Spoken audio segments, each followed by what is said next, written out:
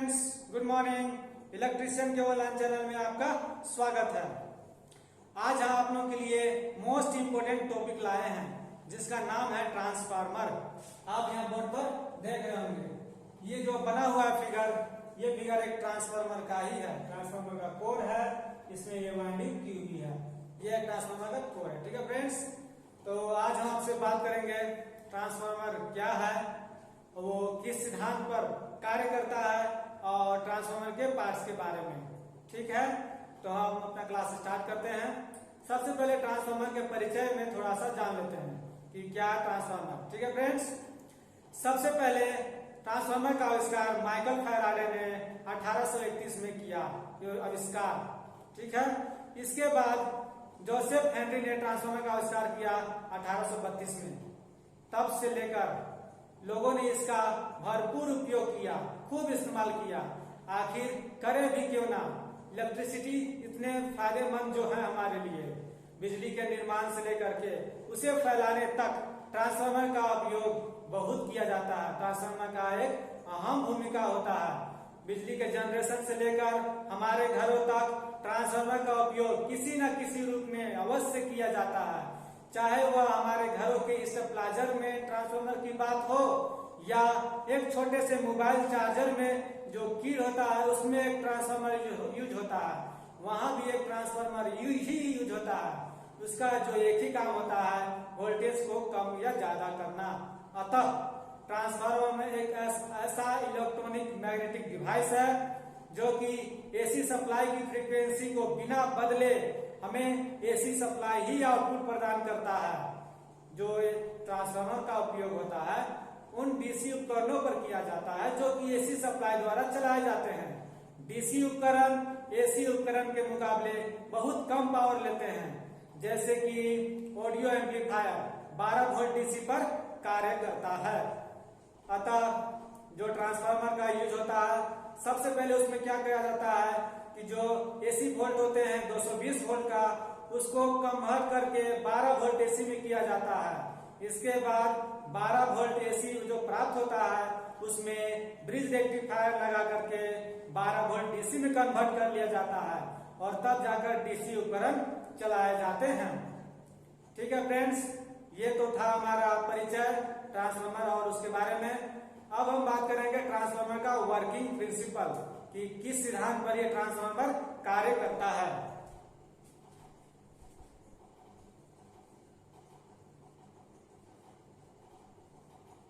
Working principle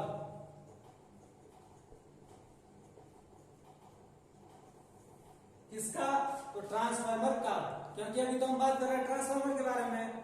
ठीक है friends, तो ट्रांसफार्मर एक इलेक्ट्रोमोटिव इंडक्शन पर कार्य करता है। ठीक है फ्रेंड्स, इसमें दो वाइंडिंग होती है। पहली वाइंडिंग जिसे हम प्राइमरी वाइंडिंग कहते हैं।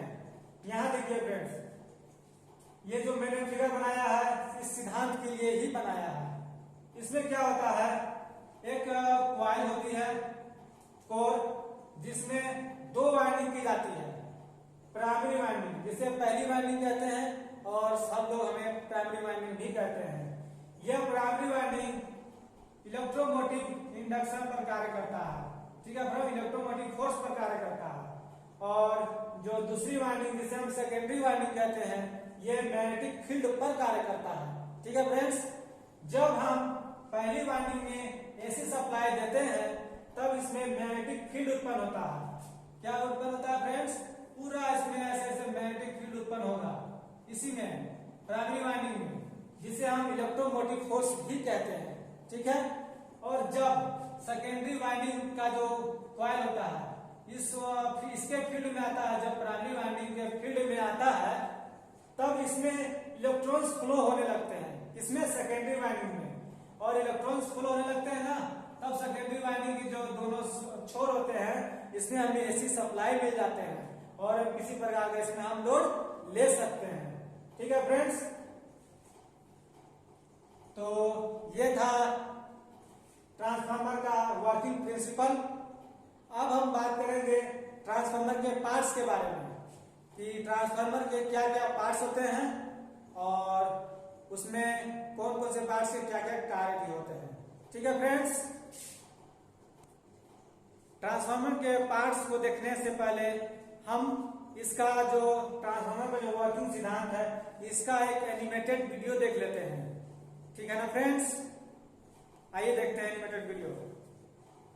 हाँ, तो आप इस एनिमेटेड वीडियो में यह देख रहे हैं कि एक कॉइल के अंदर जब पहली कॉइल आती है उसमें जब ऐसी सप्लाई दी जाती है तब उसमें एक इलेक्ट्रिक फील्ड उत्पन्न होता है। ठीक है, और उस इलेक्ट्रिक फील्ड के द्वारा जिसे हम इलेक्ट्रोमोटिव फोर्स कहते हैं, तो उसके द्वारा जब दूसरी कॉइल में जब उसका फ्लक्स आता है, फ्लक्स किसके माध्यम से आता है, तो कोर के माध्यम से जो फ्लक्स आता है उसमें जब करंट फ्लो होने लगता है तब उसमें से हम सप्लाई ले पाते हैं। तो देख रहे हैं फ्रेंड्स कि जो आप एनिमेटेड वीडियो में किस प्रकार का ये वर्किंग प्रिंसिपल दिखाया गया है और ये किस तरह से ये ट्रांसफार्मर काम कार्य करता है। सबसे पहला पॉइंट हम जो ट्रांसफार्मर के पार्ट्स के बारे में जानेंगे वो है मेरा ट्रांसफार्मर कोर। ठीक है फ्रेंड्स,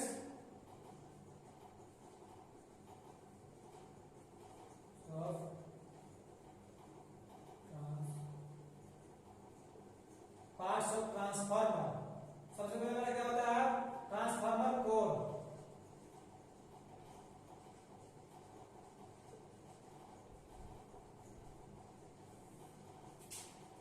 हम हर एक पॉइंट्स को ट्रांसफार्मर के जितने भी पार्ट्स होते हैं सभी पार्ट्स को हम फिगर के माध्यम से देखते चलेंगे।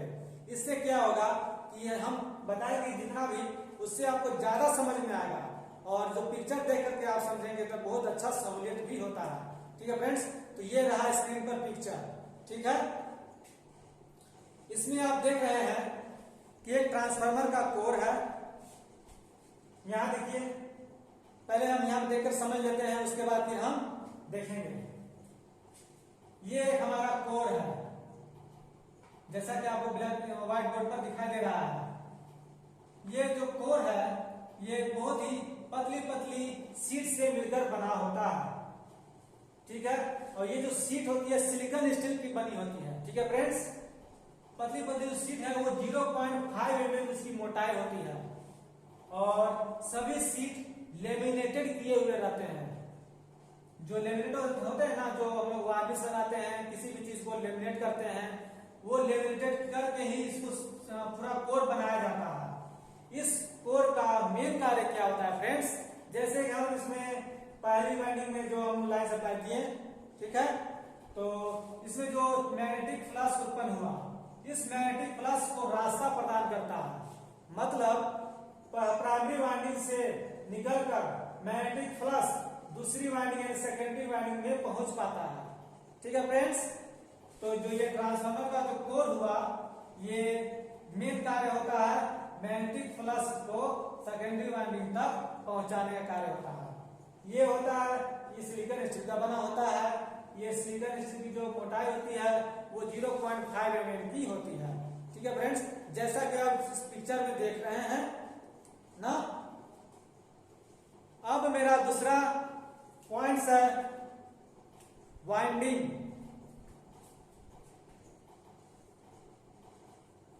ट्रांसफार्मर की वाइंडिंग।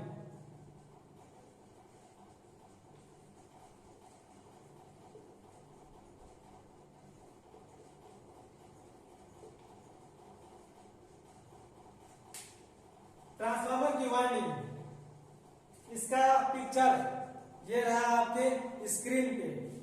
ठीक है फ्रेंड्स, इस पिक्चर में आप देख रहे हैं कि एक ट्रांसफार्मर की वाइंडिंग को दिखाया गया है। ट्रांसफार्मर की वाइंडिंग कोर के ऊपर की जाती है, जैसा कि इस पिक्चर में देख रहे हैं, और जो वाइंडिंग होती है वो कॉपर की बनी होती है। वाइंडिंग के ऊपर इंसुलेशन कोटिंग भी की जाती है। इसमें हमें दिखाई दे रहा है कि वाइंडिंग के ऊपर इंसुलेशन कोटिंग की गई है ताकि वाइंडिंग एक दूसरे से शॉर्ट ना हो। ठीक है फ्रेंड्स, आइए अब हम बोर्ड पर आते हैं। ये देखिए, यहां पर जो हम कोर के ऊपर वाइंडिंग किए हुए है ना, प्राइमरी वाइंडिंग, सेकेंडरी वाइंडिंग, तो जो कोर है, कोर के ऊपर भी एक लेमिनेट और लेमिनेटेड किया जाता है और लेमिनेटेड करके हम वाइंडिंग को लपेटते हैं, जिससे क्या होता है ना कि कोर का जो आयरन होता है, जो सिलिकॉन स्टील होता है, वो वाइंडिंग में टच ना हो जाए, हमारा वाइंडिंग शॉर्ट ना हो जाए। ठीक है फ्रेंड्स, अब हमारा तीसरा पॉइंट है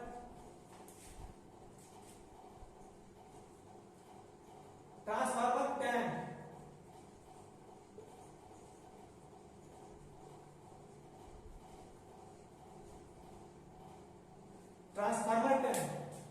ट्रांसफार्मर टैंक क्या होता है, इसे पिक्चर के माध्यम से भी देखते हैं। ये देखिए होम स्क्रीन पर आपका पिक्चर आ गया। ट्रांसफार्मर टैंक जो होता है फ्रेंड्स, ट्रांसफार्मर टैंक में ही वाइंडिंग को और कोर को रखा जाता है। ट्रांसफार्मर टैंक की मोटाई बहुत ज्यादा होती है, यह मोटे मेटल से बनाया जाता है। ट्रांसफार्मर की जो टैंक होती है वो पूरी तरह से सील पैक होता है, मतलब इसमें हवा जाने जितना भी गैप नहीं होता है। जैसा कि आप इस पिक्चर में देख रहे हैं कि आपको एक फोटो दिखाया गया है जिसमें टैंक दिखाया जा रहा है। उस टैंक में ही वाइंडिंग को और उसके कोर को बना करके रखा जाता है, उसमें से पूरा पैक किया जाता है। ट्रांसफार्मर टैंक को हम ऑयल टैंक के नाम से भी जानते हैं। ठीक है फ्रेंड्स, तो जो ट्रांसफार्मर होते हैं उसको पूरा पैक कर दिया जाता है, उसमें वाइंडिंग को डाल करके और उसको नट बोल्ट से भी टाइट कर दिया जाता होगा, इसके बारे में हमको पता नहीं है, लेकिन इतना मैं कह सकता हूं। ठीक है फ्रेंड्स, ये हो गया ट्रांसफार्मर टैंक, जिसे हम ऑयल टैंक के नाम से भी जानते हैं। अब हमारा नेक्स्ट पॉइंट है ट्रांसफार्मर ऑयल।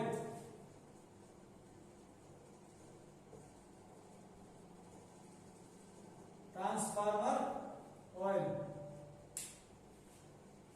ये ट्रांसफार्मर ऑयल, इसे देखने के लिए आप देख लीजिए, आपके होम स्क्रीन पर पिक्चर आ गया होगा। तो देखिए फ्रेंड्स, इसमें आपको दिखाया जा रहा है कि एक ट्रांसफार्मर का टैंक है, ठीक, उसमें अंदर तेल भरा हुआ है और उसके अंदर ट्रांसफार्मर का जो कोर है और वाइंडिंग दोनों को उसमें रखा हुआ है। इसमें आप देख रहे हैं कि जो ट्रांसफार्मर का जो टैंक है पूरा ऑयल से भरा हुआ है, तनिक भी जगह खाली नहीं होता, पूरा भर दिया जाता है उसको ऑयल से। ट्रांसफार्मर का ऑयल जो दो काम करते हैं, हमारे ट्रांसफार्मर में जो ऑयल होते हैं, तेल होते हैं, वो दो कार्य करते हैं। कौन कौन? पहला कार्य करता है कि ट्रांसफार्मर को ठंडा रखता है और दूसरा कार्य करता है कि ट्रांसफार्मर के अंदर इंसुलेशन को बनाए रखता है।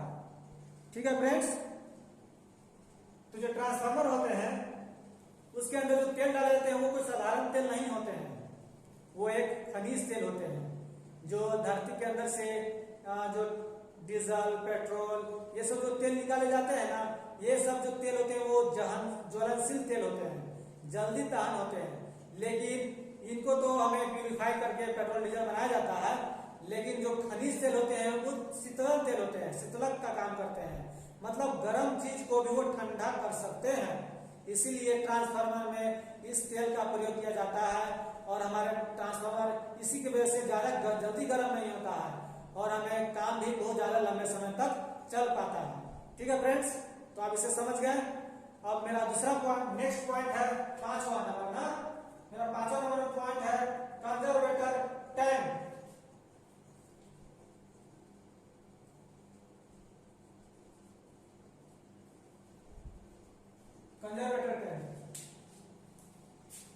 कंजर्वेटर टैंक देखिए, आपके होम स्क्रीन पर आ गया इसका पिक्चर। इसमें क्या दिखाया गया है आपको,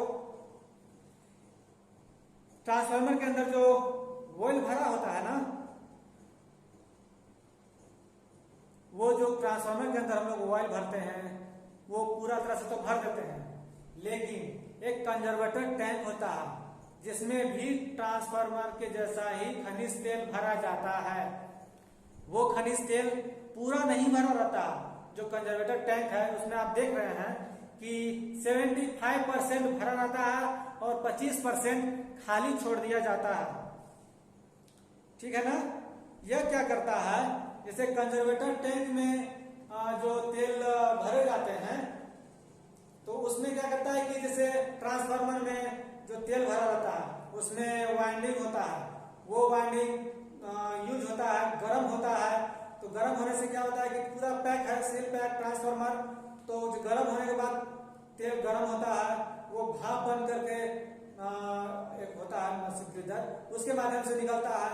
तो तेल कम होगा ना, तो उस तेल के लेवल को बनाए रखने के लिए एक हमारे पास कंजर्वेटर होते हैं, जो क्या करते हैं कि जब भी तेल कम होता है ट्रांसफार्मर में तो कंजर्वेटर टैंक से तेल निकल करके ट्रांसफार्मर के मेन टैंक में आ जाते हैं। ठीक है फ्रेंड्स। और जब भी ट्रांसफार्मर का तो तेल बढ़ने का सवाल नहीं होता है, जब कभी कभी होता है क्या कि ट्रांसफार्मर का तेल जो होता है लेवल ऊंचा होता है, लेकिन जब लेवल ऊंचा होता है तो वही तेल निकल करके वो जो खाली छोड़े होते हैं ना हम लोग कंजर्वेटर टैंक में 25%, तो वही 25% टैंक में वो जाकर के भर जाता है, जिससे कि उसका भी लेवल बना हुआ रहता है और हमारे ट्रांसफार्मर में जो तेल कमी और बेसी का भी लेवल को बनाए रखता है। ठीक है फ्रेंड्स, तो आपने कंजर्वेटर टैंक को समझा। अब हम आते हैं अपने नए पॉइंट्स की ओर। मेरा नया पॉइंट्स है टर्मिनल एवं बुशिंग, जो कि ट्रांसफार्मर का मेन पॉइंट्स होता है। टर्मिनल एंड बुशिंग, इसका पिक्चर आपके होम स्क्रीन में आ चुका होगा। ये देखिए फ्रेंड्स, इसमें आप देख रहे हैं कि तीन बड़े और चार छोटे टर्मिनल बुशिंग दिखाए गए हैं,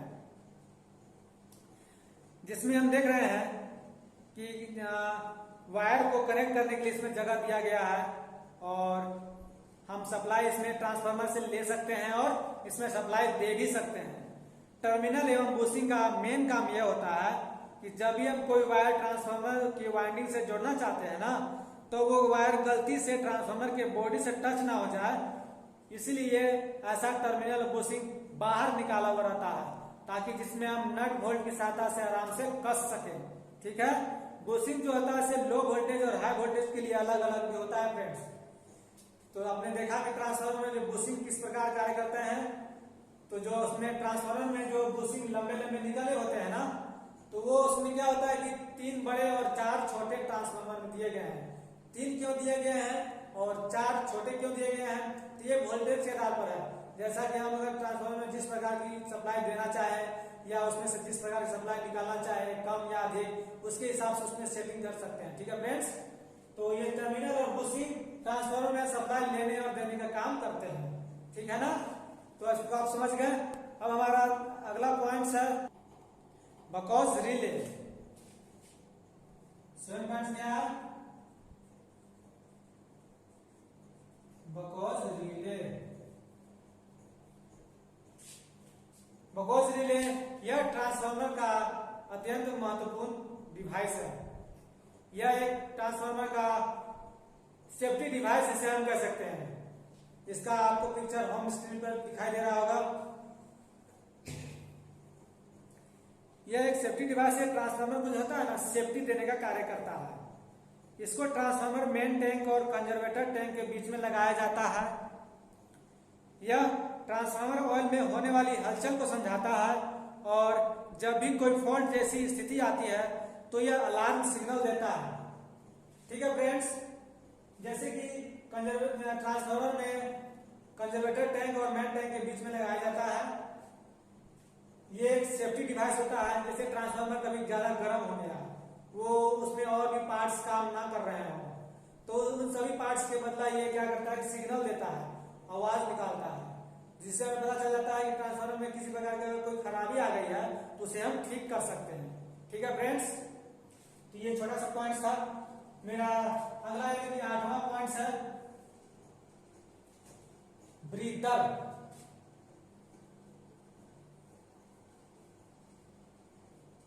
ब्रीदर ब्रीदर जो होता है यह ट्रांसफार्मर के मेन टैंक में जो होते हैं उसमें मेन टैंक में लगे होते हैं कंजर्वेटर टैंक, तो उस कंजर्वेटर टैंक के साथ जुड़ा होता है। ठीक है फ्रेंड्स, तो जो ब्रीदर होते हैं ना वो बहुत ही मोस्ट इंपोर्टेंट कार्य करते हैं।